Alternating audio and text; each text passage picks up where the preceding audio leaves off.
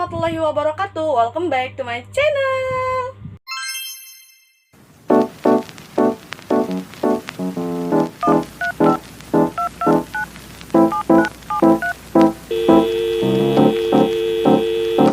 Hey.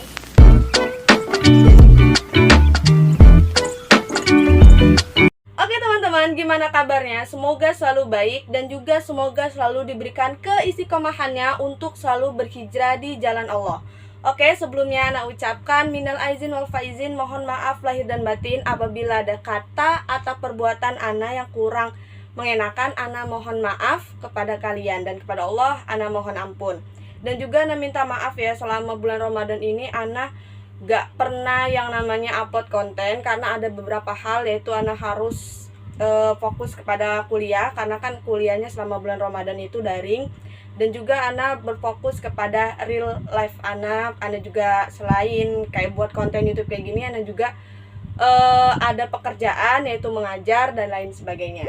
Oke guys, kalau misalkan nih kita berbicara atau ngomongin tentang masalah yang lagi viral di dunia maya, baik TikTok, Twitter, Instagram, YouTube dan lain sebagainya, pasti nggak asing banget dengan kontroversi antara Ragil sama Om Deddy Corbuzier, karena Ragil diundang ke acara podcastnya Om Deddy Corbuzier. Dan yang sering kita tahu nih teman-teman, background dari podcastnya Om Deddy itu pasti selalu yang namanya membuka pikiran kita menjadi manusia yang berpikiran realistis.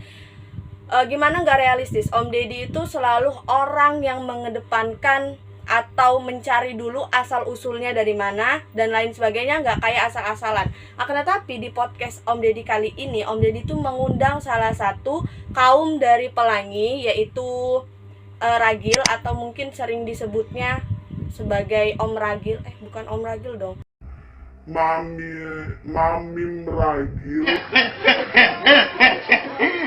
Maaf ya kalau misalkan salah, Mami Ragil. Dan juga beliau ini kayak di situnya tuh ditulis menjadi tutorial menjadi gay di Indonesia.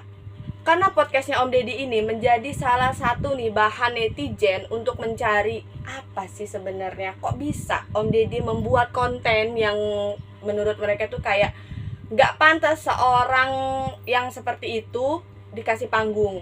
Bahkan sampai di hashtagnya Twitter itu tuh banyak banget yang berbicarakan tentang masalah LGBT, bukan hanya viral di Indonesia, tetapi sampai ke Thailand, bahkan ke luar negeri dan lain sebagainya. Itu banyak banget guys. Kalau misalkan kita buka Twitter, pasti kan ada tuh ya hashtag yang lagi trending tuh. Nah di situ tuh banyak banget masalahin tentang podcastnya Om Deddy dan juga Mami Ragil.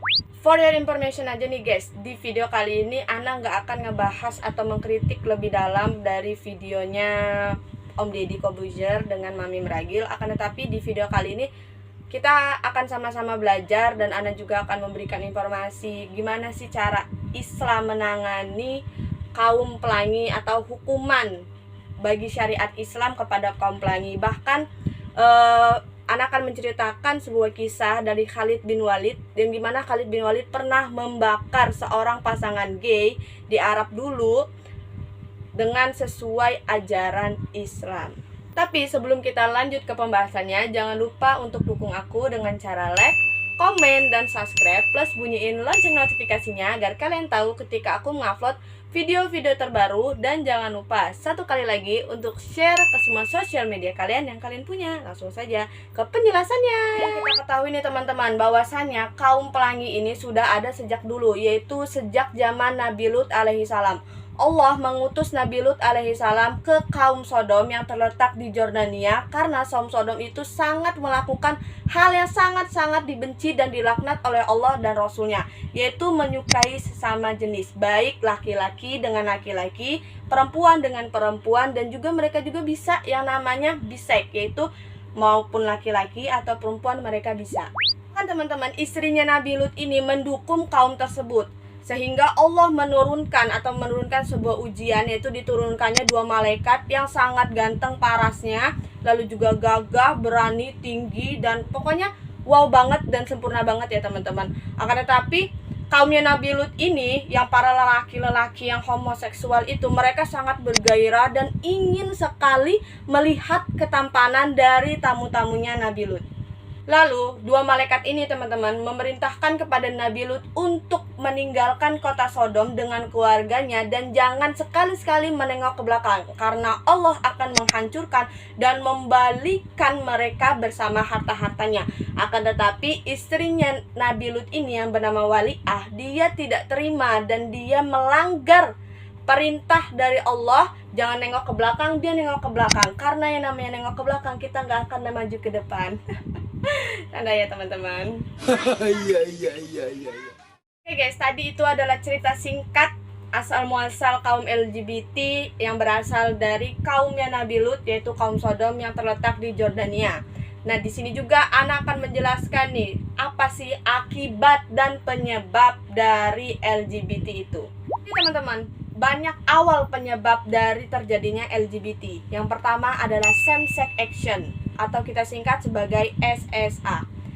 Yang tadinya cuman suka, mengagumi, pemahaman awal ini dijadikan pintu atau wadah bagi para senior LGBT untuk mengajak, mempengaruhi, bahkan sampai menularkan sehingga calon LGBT ini dapat benar-benar bisa melakukan atau memuaskan hawa nafsu dari si senior-seniornya ini. Bahkan sampai punya pemikiran, oh berarti saya ini LGBT, atau oh berarti saya ini emang benar-benar gak suka sama cewek, oh berarti saya ini emang gak suka sama cowok.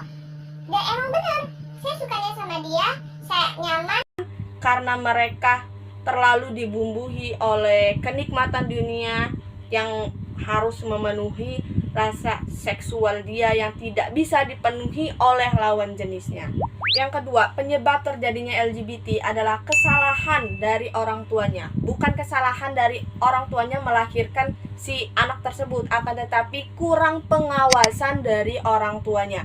Karena zaman sekarang, bahkan di zaman era 80-an atau 90-an itu kan dulu masih tersebar bebas ya film-film porno kayak gitu. Jadi si anak ini ketika orang tua keluar gak diawasin benar-benar. Jadi si anak bebas mengekspos, bebas menonton apa saja tuh yang ditontonnya tanpa ada bimbingan dari orang tuanya. Jadi sehingga timbullah namanya hawa nafsu di dalam diri dia, tidak bisa yang namanya dipenuhi. Ya udah, ada temannya, ya udah lanjut deh seperti itu. Nauzubillahi min dzalik. Lalu teman-teman, yang ketiga adalah faktor pertemanan. Jadi faktor pertemanan ini sangat-sangat berpengaruh di dalam hidup kita. Bukan untuk di kehidupan sehari aja, akan tetapi untuk mengubah karakter diri seorang anak itu juga berpengaruh kepada para teman-temannya. Karena ada kayak sebuah pepatah kayak gini kan, kalau misalkan kita berteman dengan seorang tukang api, maka kita akan tersambar apinya. Kalau misalkan kita berteman dengan tukang parfum, maka kita juga tersebar nih wanginya. Seperti itu juga pertemanan. Mereka berteman dengan orang-orang yang menyukai sama jenis yang tadinya kita nggak kena nih, akhirnya kita penasaran. Lalu ya udah kita coba-coba, akhirnya keterusan dan nyaman, akhirnya kita nggak bisa nih yang namanya keluar dari lingkaran seperti itu. Pasti kalau misalkan ada penyebab terjadinya LGBT, kita juga tahu atau akan menerima akibat dari melakukan perbuatan LGBT. Yang pertama adalah mempengaruhi kesehatan, yang kedua adalah pendidikan, dan ketiga adalah moral dari seseorang. Gay melakukan seks anal sehingga mereka berisiko tinggi untuk mempunyai kanker anal, atau mereka melakukan yang namanya oral sex, itu juga bisa menyebabkan namanya kanker mulut. Jadi kanker mulut bukan hanya disebabkan dari seseorang merokok saja, akan tetapi melakukan yang namanya homoseksual atau dari kaum LGBT yang laki-laki sama laki-laki, yang perempuan sama perempuan, itu bisa menyebabkan kanker mulut dan kanker anal. Oh my god! Wow! Jadi teman-teman, Islam memberikan hukuman yang sangat berat bagi pelaku homoseksual. Bahkan sejarah mencatat Khalid bin Walid pernah menghukum mati, bahkan membakar pasangan homoseksual. Khalid bin Walid menemui pasangan homoseksual di pinggiran Arab, yang dimana seorang pria menikahi seorang pria, bahkan sampai disetubuhi seperti layaknya seorang wanita. Lalu Khalid bin Walid ini mengirimkan sebuah surat kepada Abu Bakar As-Siddiq.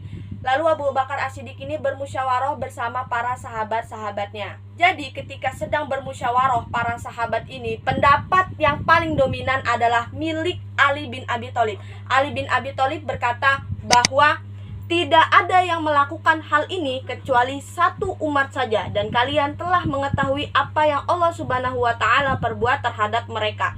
Oleh karena itu, aku berpendapat bahwa dia harus dibakar. Yang kita ketahui ya, bahwasanya kaum Nabi Lut itu diporak-porandakan atau dibalikan oleh Allah sampai nggak tersisa, sampai enak banget gitu.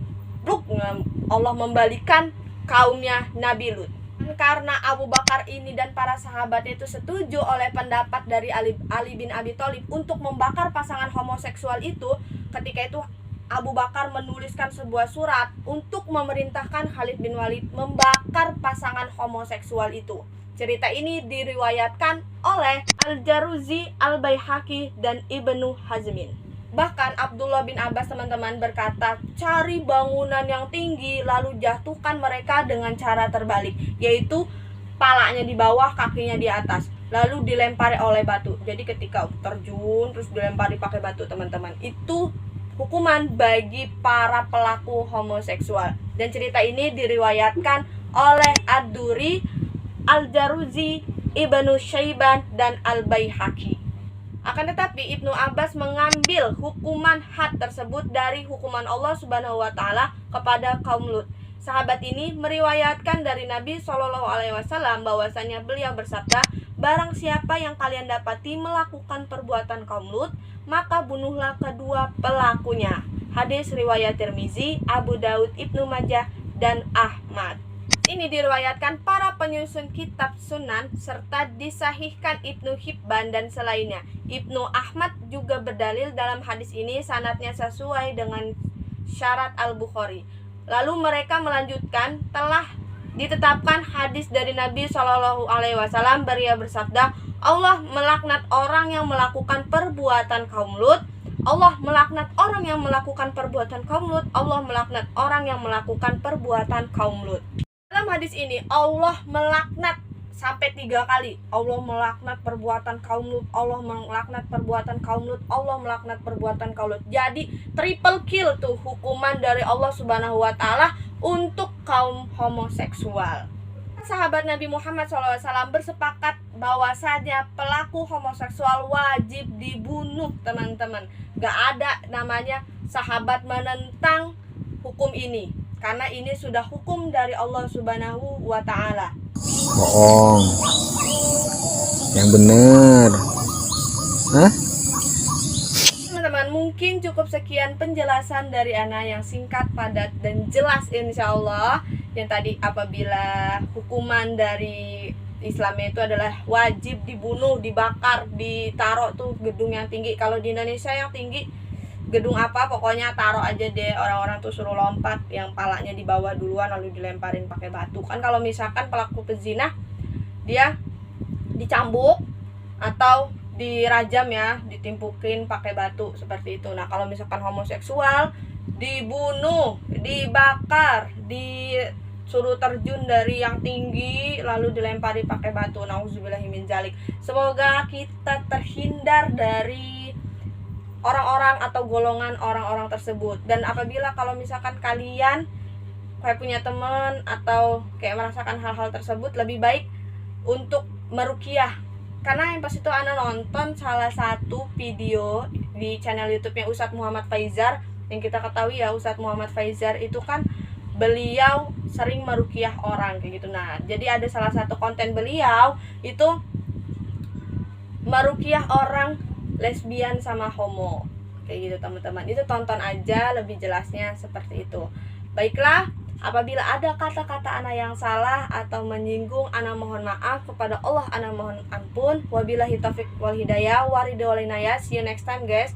Wassalamualaikum warahmatullahi wabarakatuh. Jangan lupa di share, di subscribe, dan di like teman-teman. Dadah.